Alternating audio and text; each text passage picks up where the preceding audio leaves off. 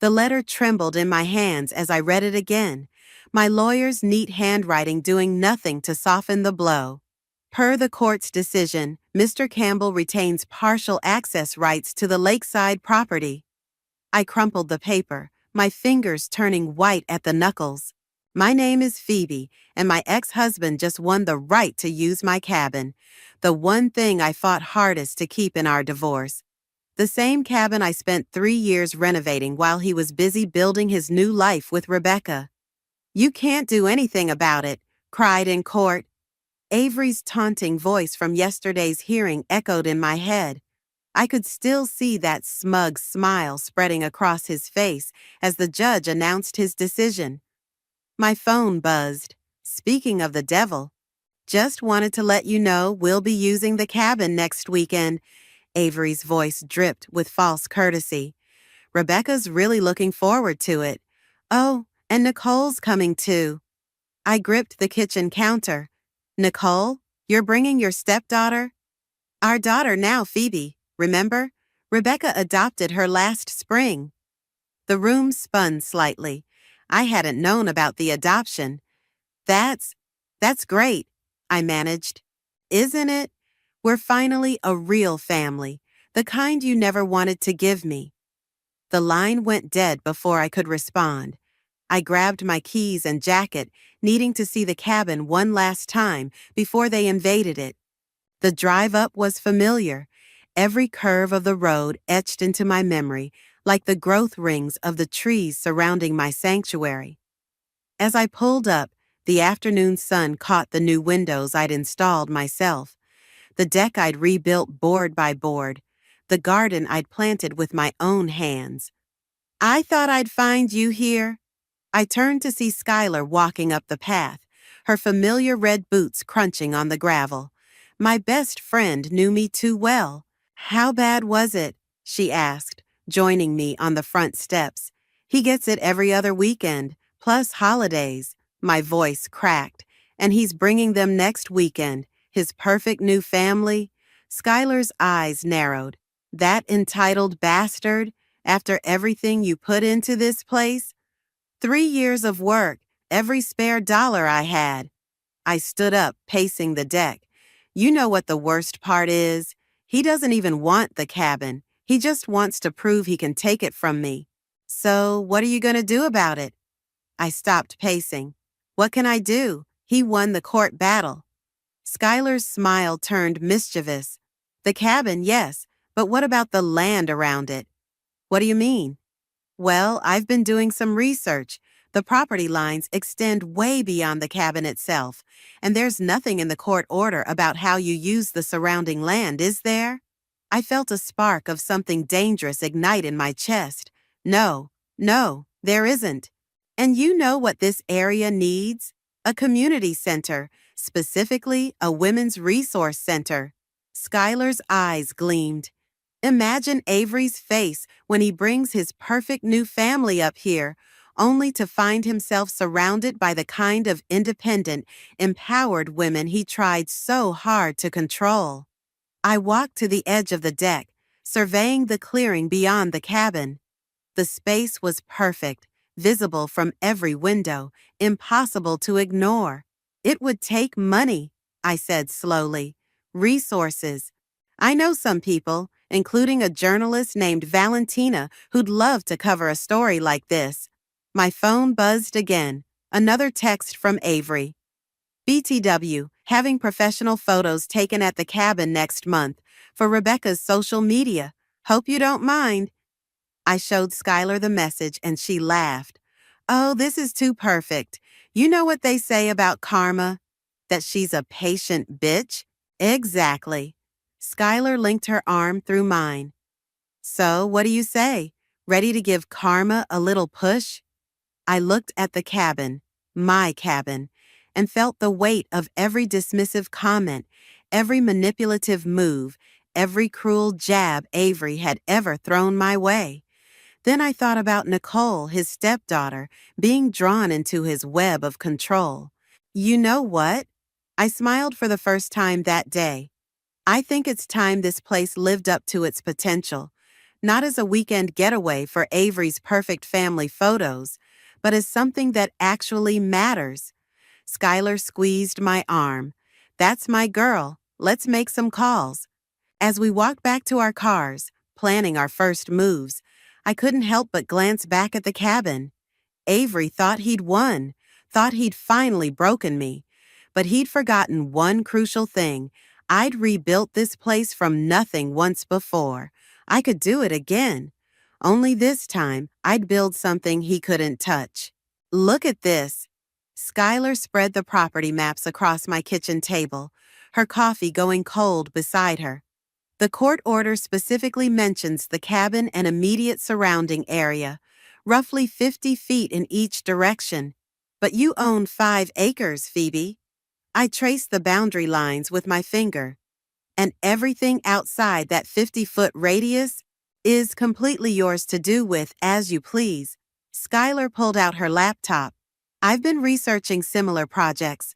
There's a women's center in Portland that started in someone's backyard. Now they help hundreds of women start their own businesses.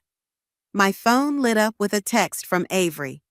Need to store some jet skis at the cabin, making memories with the family. I turned the phone face down. So, what's our first step? Actually, Skylar typed something into her laptop. I already took it. Remember Valentina, the journalist who covered that corporate scandal last year? The one who made that CEO cry on camera? That's her. She's meeting us for lunch in 20 minutes. I nearly choked on my coffee. Today? Skylar, I'm not ready. You're never more ready than when you're angry. She closed her laptop. And trust me, Valentina's going to love this story. The cafe was busy when we arrived, but I spotted Valentina immediately. She had that journalist energy, alert, observant, already taking mental notes as we approached. So, Valentina said after introductions, Skylar tells me you're planning something revolutionary. I hesitated, but Skylar jumped in. Show her the text, Phoebe. I pulled up Avery's message about the jet skis. Valentina read it, then scrolled through the previous messages, her eyebrows rising. And this man, your ex-husband, he fought for access to a cabin he barely used during your marriage? He fought because he could, I said, because he knew how much it meant to me. Valentina leaned forward. And now you want to build a women's resource center around his weekend getaway spot? Not around it, I corrected. Beyond it, on land that's legally mine. A slow smile spread across Valentina's face. Tell me more. For the next hour, we outlined the vision. Workshops, business mentoring, skill-sharing sessions. A place where women could find support, resources, and community. But here's what makes it newsworthy, Valentina said, scribbling in her notebook. It's not just about revenge. It's about transformation. Taking something meant to hurt you and using it to help others. I have some contacts in construction, Skylar added. Women-owned businesses ready to help. We could break ground within weeks. Valentina's eyes lit up. And I know several successful businesswomen looking for meaningful projects to support. This could be huge, Phoebe. Just then, my phone buzzed again. This time, it was a photo from Nicole, Avery's stepdaughter. She'd sent a picture of herself at some corporate event with Avery and Rebecca, looking uncomfortable in a too formal dress. Dad's making me intern at his firm, her message read. I hate it here. I showed the others the message. Perfect timing, Valentina said. We could include youth mentorship programs. Give girls like Nicole alternatives to their parents' prescribed paths. Avery would lose it, I said, feeling a mix of satisfaction and genuine excitement. That's just a bonus, Skylar grinned. The real win is what this could mean for the community. Valentina closed her notebook. I want to break this story, not just about the center, but the whole journey, from divorce court to community triumph. It's the kind of inspiration people need right now. When? I asked. Let's time it right. When's your ex planning those social media photos? Next month. Perfect. Valentina's smile turned calculating. We'll have the foundation laid by then. Nothing he can legally object to, but enough to ruin his perfect family photos. And when he reacts, we'll be ready, Skylar finished. Back home that evening, I stood in my backyard, imagining the transformation to come. My phone buzzed with a group chat Skylar had created. Project Phoenix. Valentina had already shared contractor contacts. Skylar had drafted a preliminary budget. This was really happening. Another text from Nicole popped up. Dad's bragging about his plans for the cabin. Says he's going to make it actually worth something now. I thought about Nicole's forced smile in that corporate photo, about all the other women and girls trapped in lives others chose for them. Then I thought about Avery's face when he realized his victory lap had become someone else's starting line. Don't worry, I texted back to Nicole. Things around here are about to get very interesting. I added a phoenix emoji, smiled, and got to work on the permit application Skylar had sent over. Sometimes the best revenge isn't about destroying something. It's about creating something better from the ashes. The local courthouse hadn't changed since my divorce proceedings. Same worn wooden benches, same stuffy air, same feeling of butterflies in my stomach. But this time, I wasn't here as a defendant. I was here to meet Judge Rolando for coffee. Phoebe. His familiar voice boomed across the lobby. What brings you to my neck of the woods? I held up the community center proposal Skylar and I had prepared. Actually, I was hoping to get your thoughts on something. As a pillar of the community, of course. Rolando's eyes crinkled at the corners. Flattery will get you everywhere. Let's grab coffee in my chambers. As we walked, I spotted Avery's new wife, Rebecca, leaving one of the courtrooms, looking flustered. She didn't notice me, but I caught fragments of her conversation on her phone. The property lines are so confusing, Avery. Are you sure? I smiled to myself as I followed Rolando into his office. So, he said, settling behind his desk with his coffee, what's this proposal about? We're planning a women's resource center, I explained, laying out the plans. Job training, financial literacy workshops, mentorship programs. The community seems excited. Location? My property up by the lake. Rolando's eyebrows shot up. The cabin property? The land around it, I clarified. Well, outside the court-mandated shared space. He studied the plans carefully, then looked up with a knowing smile. Interesting choice of location. It's perfect, actually. Peaceful setting, lots of space, easy access from town. And nothing in the previous court order preventing it, he added, tapping his finger on his desk.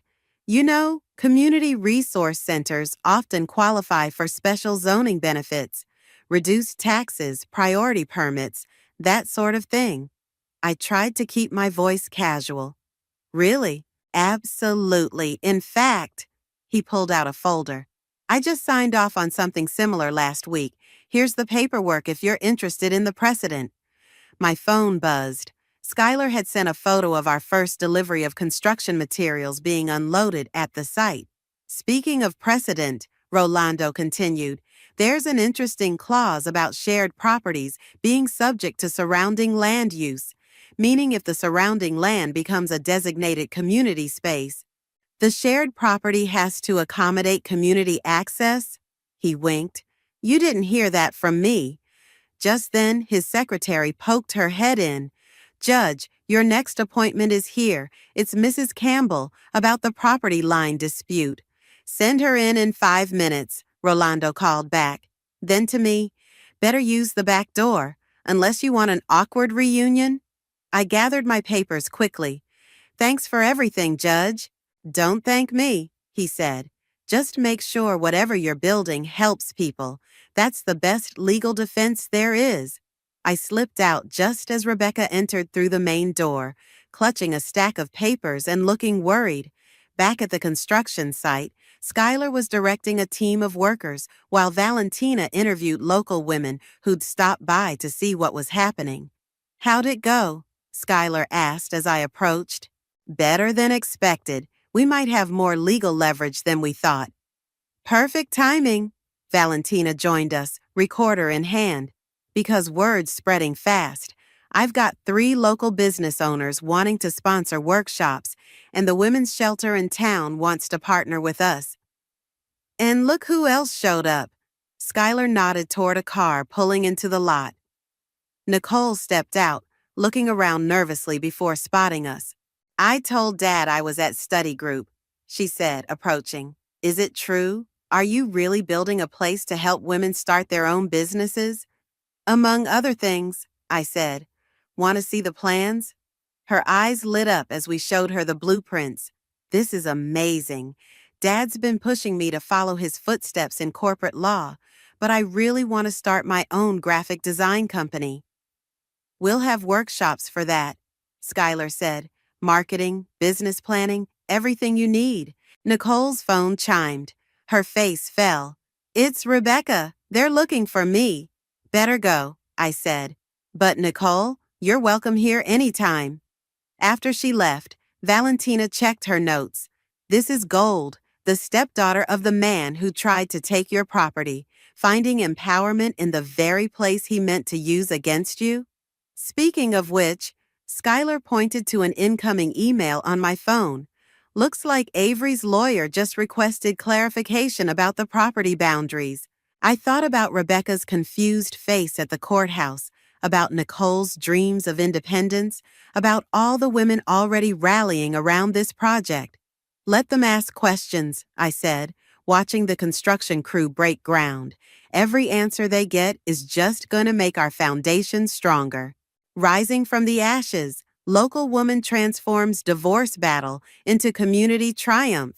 Valentina's headline blazed across the front page of the local paper. I stood at the construction site, watching women stream in for our unofficial opening day, the article clutched in dozens of hands. "This is insane," Skylar whispered, surveying the crowd. "We expected maybe 50 people. There must be 200 here." The center had come together faster than we'd imagined. 2 buildings flanked the main courtyard, one for workshops and classes, another for office spaces and mentoring sessions. The cabin sat in the distance, looking small and insignificant compared to the vibrant community space we'd created. "Phoebe," Valentina rushed over, phone in hand. "The article's gone viral. 3 major news networks want interviews, and Rising Phoenix is trending locally." A commotion at the entrance caught my attention. Avery stood there, newspaper crumpled in his fist, face red with fury. Rebecca hovered behind him, looking uncertain, while Nicole lingered even further back, trying to hide a smile. "What is this?" he demanded, storming over and waving the paper. "You turned my property into some sort of feminist commune? Your property?" I kept my voice steady, aware of phones recording nearby. "The cabin's that way, Avery. This is my land, remember? The part you didn't fight for because you thought it was worthless?" "You planned this," he sputtered. "You deliberately built a community resource center that's already helped 30 women start their own businesses?" Valentina cut in smoothly, her recorder visible. "Would you like to comment on your opposition to local economic growth, Mr. Campbell?" Avery's mouth snapped shut as he finally noticed the cameras. Rebecca tugged at his sleeve. "Honey, maybe we should—" "No!" He jerked away from her. "This was supposed to be our family retreat, our perfect getaway. Look what she's done to it." "Made it perfect for a lot of families?" Nicole stepped forward, her voice stronger than I'd ever heard it. "Dad, they're offering free graphic design courses, real business training, not just corporate internships where I fetch coffee." "Nicole, get in the car," Avery snapped. Actually, Nicole pulled out some papers. "I signed up for the Young Entrepreneurs Program. I'm 16. I don't need parental permission." The crowd had grown silent, watching the drama unfold. Skylar touched my arm, nodding toward a group of women approaching, the local business owners who'd sponsored our programs. Mr. Campbell, one of them called out, we've been looking forward to meeting you. Your ex-wife's initiative is exactly what this community needed. We'd love your thoughts on supporting young entrepreneurs like your daughter. Avery's face cycled through several shades of red as cameras turned toward him. Rebecca was already retreating to their car, but Nicole stood her ground, moving to stand beside me. This isn't over, Avery growled. But the threat sounded hollow with dozens of witnesses recording. You're right, I agreed. We're just getting started. Would you like a tour? The workshop on toxic workplace dynamics starts in 10 minutes. Someone in the crowd snickered. Avery spun around and stormed off, leaving Nicole behind. He'll be back, Nicole sighed. Good, Valentina said, already typing on her phone, because local lawyer opposes daughter's entrepreneurial dreams would make an excellent follow-up story. The rest of the opening day passed in a blur of introductions, workshops, and celebrations. Women shared their stories, made connections, signed up for classes. By sunset, we had a waiting list for most programs.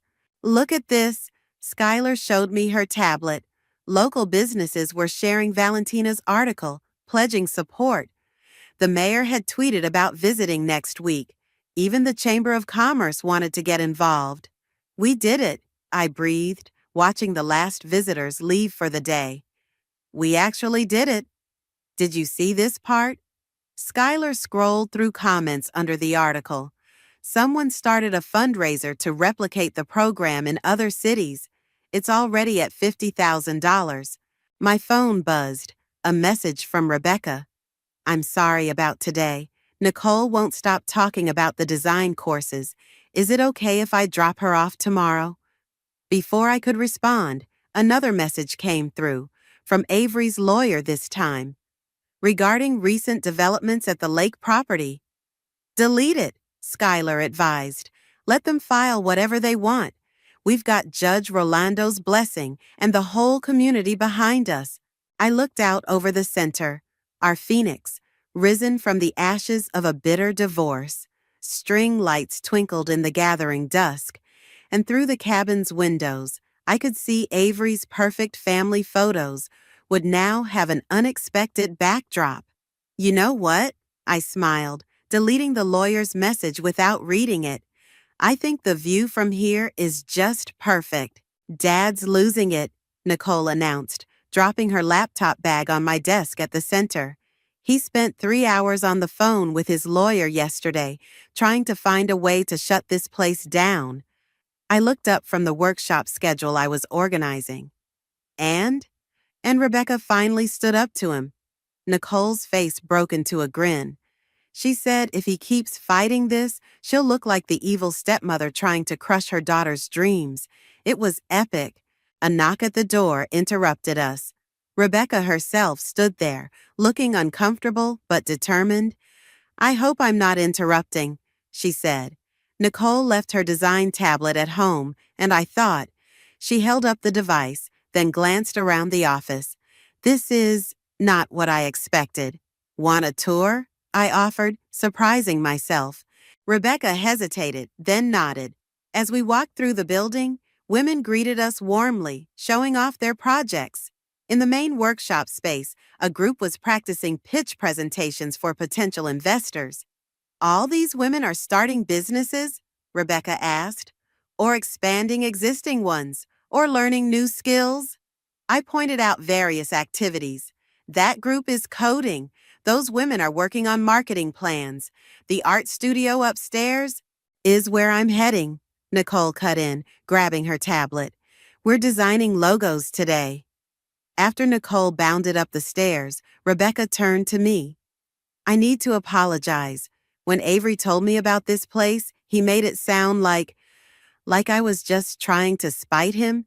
Yes, she twisted her wedding ring. But this morning, he was ranting about destroying your little project.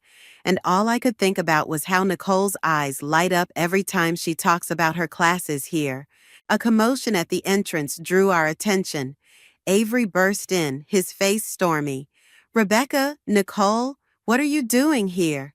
He spotted me. "You're turning my family against me?" "Lower your voice," Rebecca said firmly. "We're in a public space." "Public space?" Avery laughed bitterly. "This is my property." "Actually," a familiar voice rang out, "it's not." Judge Rolando stepped in from the parking lot, followed by Valentina and her camera crew. "I was just stopping by to see how our newest community center was doing. Having a pleasant family discussion, are we?" Avery's face paled.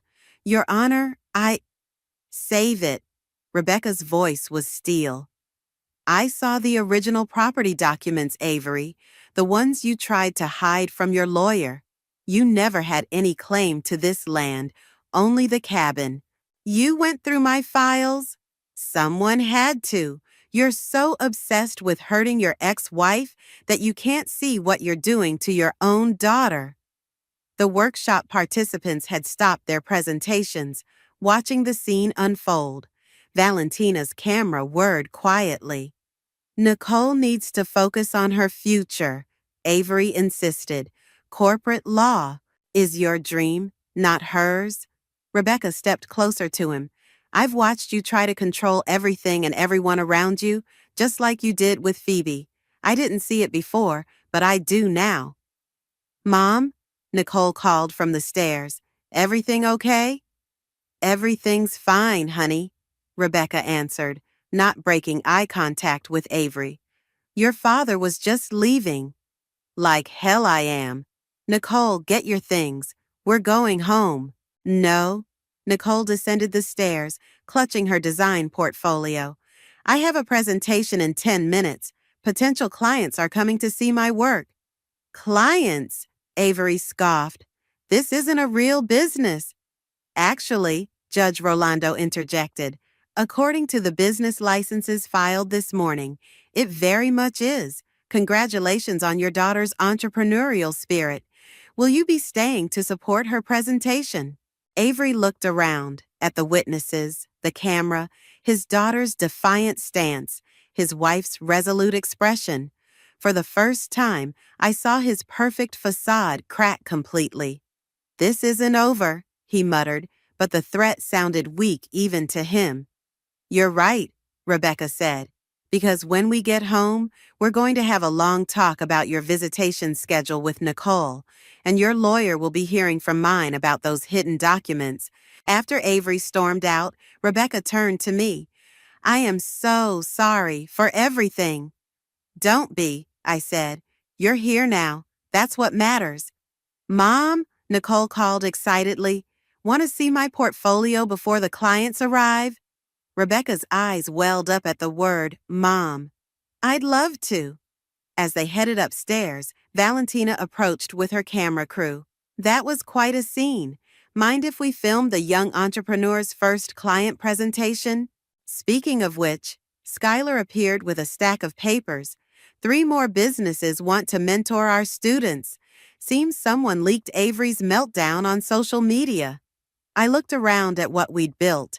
Not just the physical space, but the community within it.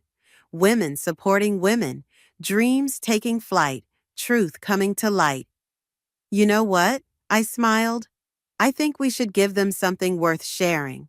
"He's planning something," Skylar warned, showing me her phone. On the screen was a social media post from Avery announcing a family-friendly lakeside gathering at the cabin this weekend, the same day as our center's first graduation ceremony. "Of course he is," I sighed, watching volunteers set up chairs in the courtyard. "He can't stand that we're celebrating without him." Valentina rushed over, press badge swinging. "You need to see this. He's invited half the town's elite, old money families, business leaders, even the lieutenant governor." "Can he do that?" one of our graduating entrepreneurs asked, pausing her decoration efforts. "The cabin? Yes, the grounds." I smiled. Absolutely not. And our graduation ceremony has all the proper permits. My phone buzzed. A text from Rebecca. Heads up, he's hired photographers and a catering company. Says he's going to show everyone what the property should really be used for. Perfect, Valentina grinned, because I just confirmed that 3 major networks are covering our graduation. Seems they're interested in the small town success story that's inspiring similar centers across the country. The day of the event arrived bright and clear. Our graduates gathered early, practicing their presentations and arranging their business displays. Nicole had designed the ceremony programs, her new company logo proudly displayed on each one.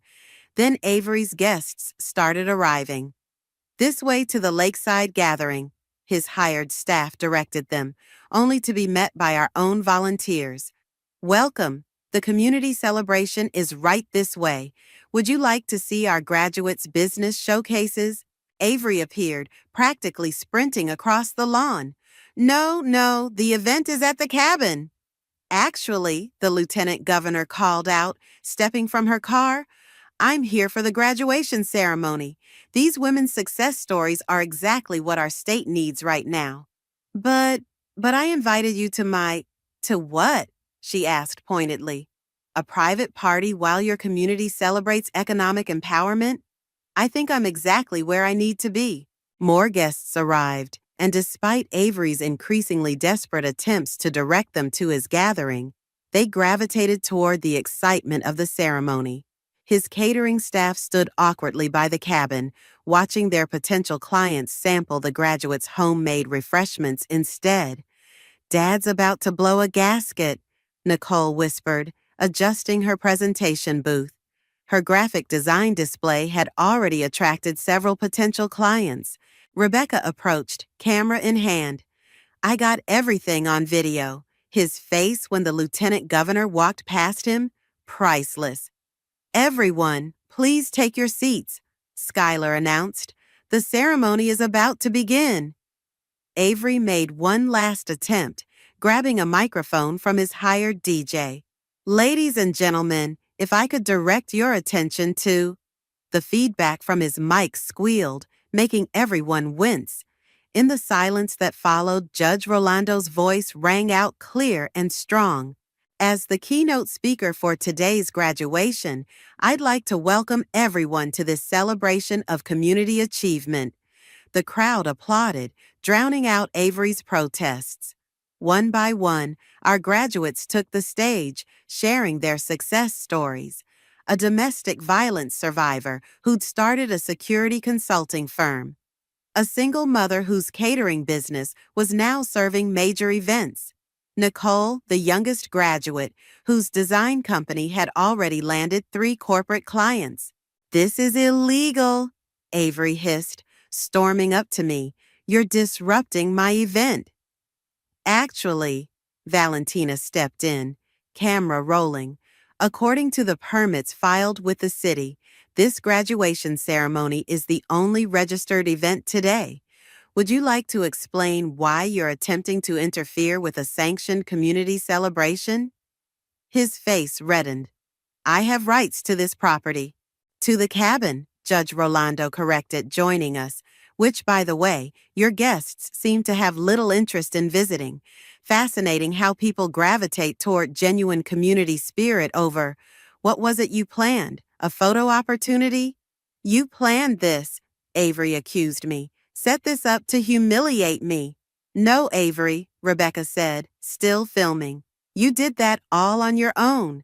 He looked around wildly, at his abandoned catering, at his ignored cabin, at the crowd enthusiastically supporting the very thing he'd tried to destroy. Then he spotted Nicole on stage, confidently presenting her business plan to potential investors. She's 16, he whispered. She's supposed to be following in my footsteps. She is, I replied softly. She's building something meaningful, just not in your shadow. The lieutenant governor's applause led a standing ovation for Nicole's presentation. Avery stood frozen, watching his perfectly planned power play crumble as his daughter soared. Sometimes I realized the best revenge isn't about destroying someone's dreams. It's about helping others build better ones.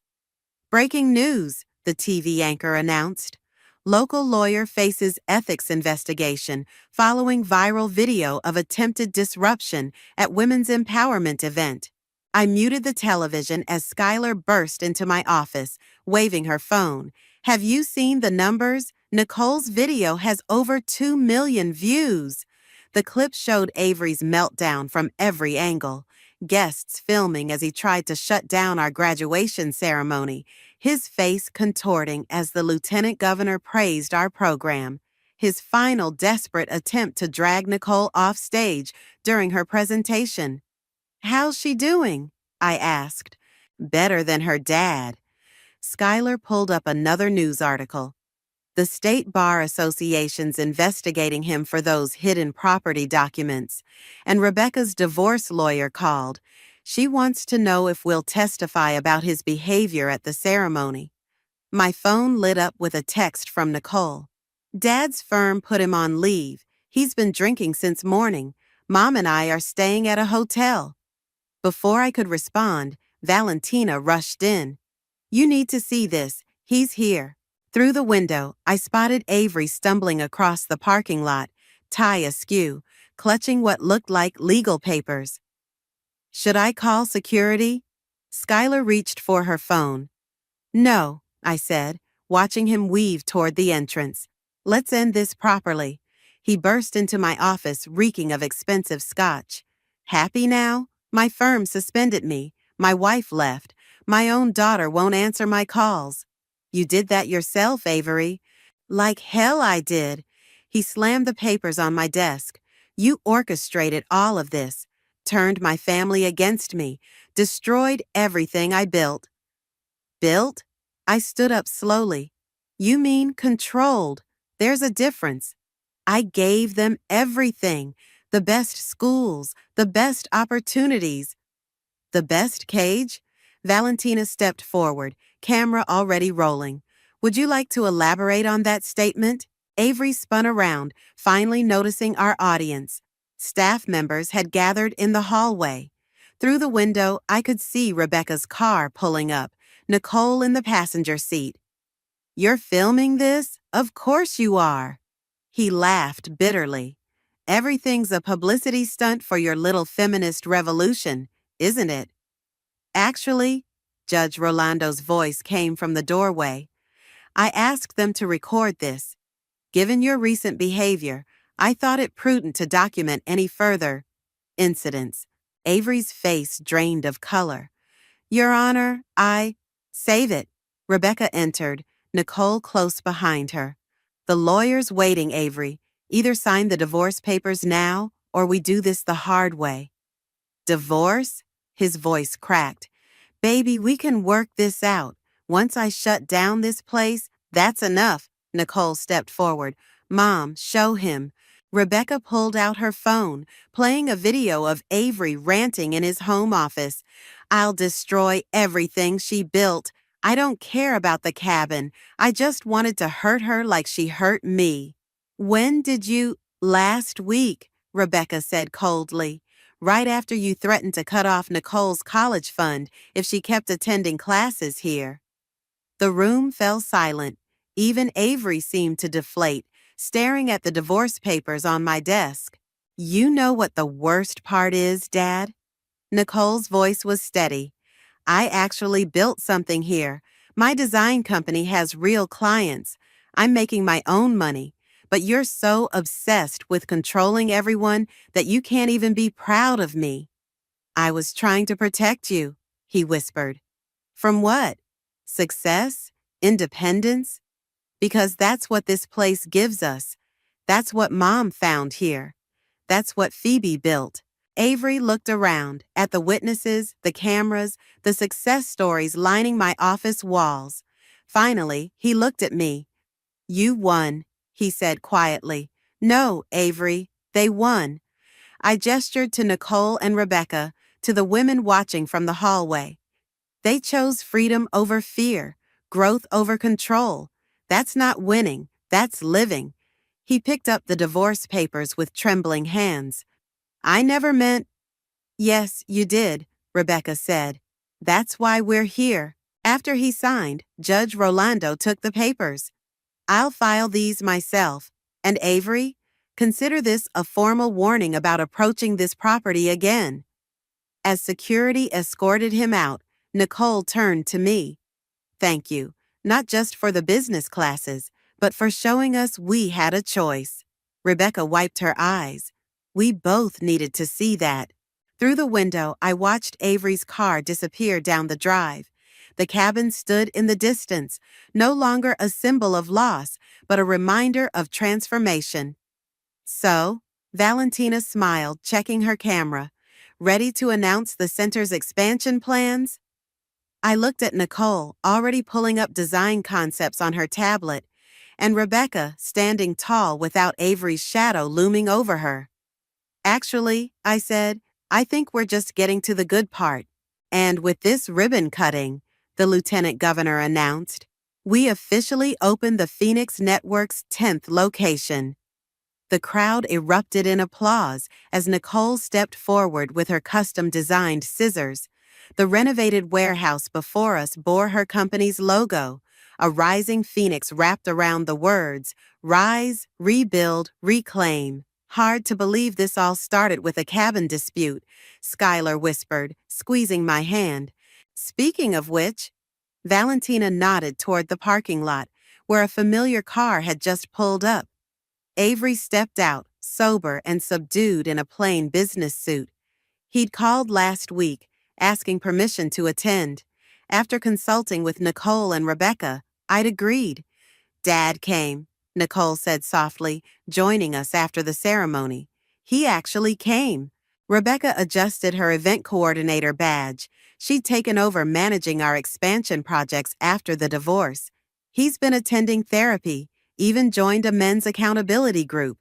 I know, I said. He called to apologize. Actually apologize, not just perform for an audience. Avery remained at the edge of the crowd, watching as Nicole led tours of the new facility. Each room showcased a different success story. Women who'd graduated from our program and started their own businesses. Should we? Rebecca hesitated. Should we invite him in? Before I could answer, Judge Rolando approached Avery.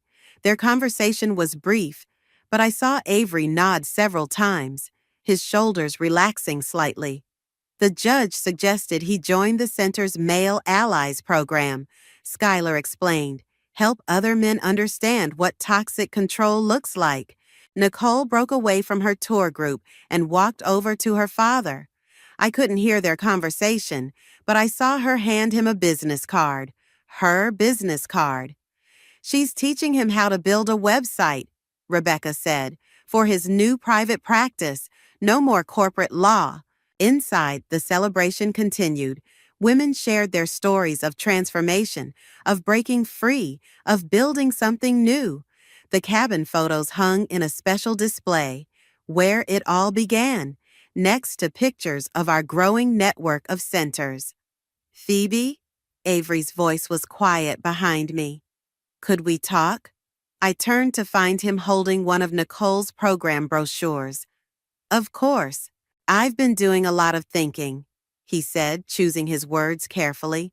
About control, about power, about what I tried to take from you, from Rebecca, from Nicole. And I was wrong. Not just about the cabin, but about everything. I thought success meant making everyone follow my path. But looking at what you've built here, he gestured to the bustling center. This is real success, creating space for others to grow. It's not too late to create that kind of space in your own life, I said. He nodded slowly. That's why I'm here. I'd like to volunteer, learn how to support instead of control. If you'll have me? Before I could respond, Nicole appeared with her tablet. Dad, want to see the website mock-ups? I've got 3 options for your new practice. The focus is on collaborative law and mediation. As they walked away, Rebecca joined me. Think he's really changed? I think he's trying, I said, and that's a start. Skylar called everyone to attention. Time for the big announcement. Valentina stepped up with her camera crew as I took the podium. Around me stood our graduates, our supporters, our growing community. Even Avery listened intently from his corner. When we started this journey, it was about reclaiming space, both physical and emotional. Today, I'm proud to announce that the Phoenix Network has been chosen for a national grant. By this time next year, we'll have centers in 50 cities across the country.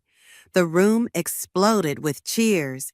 Nicole hugged her father, who looked genuinely proud. Rebecca wiped away tears as she coordinated with her event staff. But more importantly, I continued, we're launching a new program. The Phoenix Partnership Initiative will help other women transform their own spaces of loss into centers of community power. Judge Rolando raised his glass. To rising from the ashes. To rising from the ashes, the crowd echoed. Later, as the celebration wound down, I stood in the courtyard of our original center. The cabin was visible through the trees, no longer a symbol of what I'd lost, but a reminder of what we'd all gained. Ready to go? Skylar called. The Portland Center needs our input on their renovation plans. I looked around one last time, at Nicole teaching her father about digital marketing, at Rebecca confidently directing her staff, at all the women who'd found their wings here. You know what? I smiled. I think we're all exactly where we need to be.